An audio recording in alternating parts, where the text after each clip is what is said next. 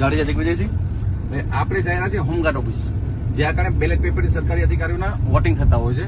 સમાચાર છે ત્યાં કોઈ ચૂંટણી અધિકારી નથી નિમણૂક કરેલો અને બોગસ વોટિંગ કરવામાં આવી રહ્યો છે. હવે આપણે ચાલુ કર્યું છે એ લોકો સાથે વાત કરવાનું. આપણે હોમગાર્ડ ઓફિસ પહોંચ્યા છીએ, ત્યાં અધિકારીઓ શું કરી રહ્યા છે, કેમ વોટિંગ કરાવી રહ્યા છે આપણે જોશું. ચાલુ રાખજો. હવે જો અહીંયાથી હોમગાર્ડ ઓફિસ આવે છે, આપણે કોઈ સરકારી ફરજમાં રૂકાવટ કરવા નહીં, પણ જનતાના વોટ બોગસ વોટ થતા હોય એવી જાણકારી મળી છે એટલે આપણે આવ્યા છીએ. ત્યાં પૂછતાછ પણ કરશું ને જો સરકારી ત્યાં કારણે નિમણૂક થયેલા ચૂંટણી અધિકારીઓ હશે આપણે સ્પષ્ટ રીતે એના માટે કામ કરીએ છીએ. જોઈએ ક્યાં કારણે ઇલેક્શન થાય છે ને કેમ થાય છે. હોમગાર્ડ ઓફિસમાં બેસી અને બધાને વોટર આઈડીમાં ક્રોસ વોટિંગ કરાવે છે. આ જોજો ભાઈઓ, જોજો આનામાં જ્યાં દેવું દે આવજો એટલે શું, પણ આનામાં સાઇન સિક્કા લાગેલા છે મનીષભાઈ. આનામાં રાઈટ ત્યાંથી રાઈટ થાય છે મનીષભાઈ, એનો વિષય ત્યાંથી ઓફિસમાં બેઠા બેઠા રાઈટ થતું હોય તો આ શું છે? આ ભ્રષ્ટાચાર નથી. એક વખત તમે કેવો સાઇન કરો આને કેમ સિક્કા લગાડ? આની રાઈટ નથી. એનો વિષય તમે ધ્યાન રાખજો ભાઈ. હોમગાર્ડ ઓફિસમાંથી ભ્રષ્ટાચાર થાય છે.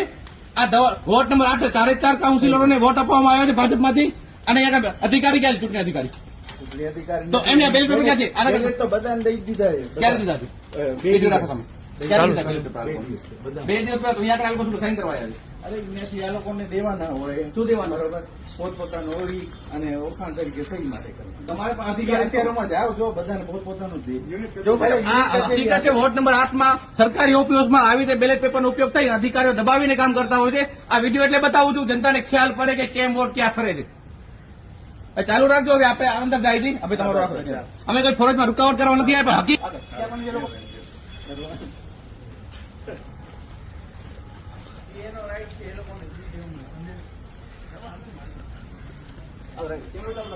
ચાલુ ચાલુ રાખજો.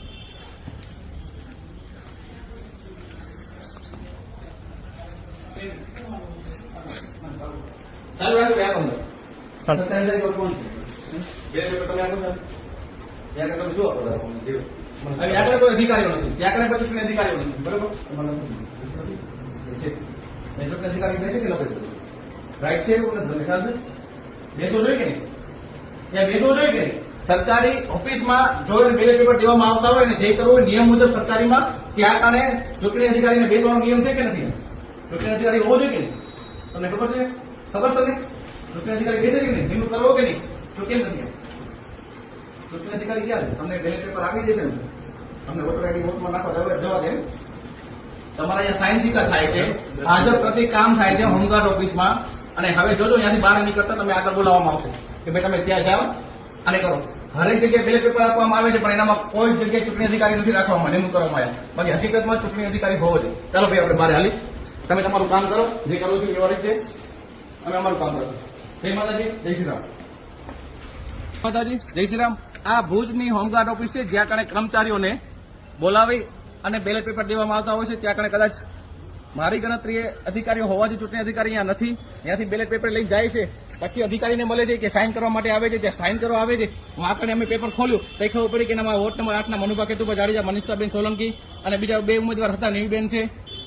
એ બધાના જ બેલેટ પેપરમાં સાઇન થઈ ગઈ હતી, એ લોકોને વોટ મળી ગયેલા હતા. મતલબ ત્યાં કણેથી શું ભ્રષ્ટાચાર ચાલી રહ્યો છે, વોટરમાં ગેરપ્રવૃત્તિ ચાલી રહી છે, ક્રોસ વોટિંગ કરાવતા હોય એવું દેખાઈ રહ્યું છે. જય માતાજી, જય શ્રી રામ. ભાઈ આ વાતનું ધ્યાન રાખજો. સરકારી ઓફિસમાં આવું તો ન હોવું જોઈએ, અને જે થાય છે હકીકતમાં ખોટું થાય છે.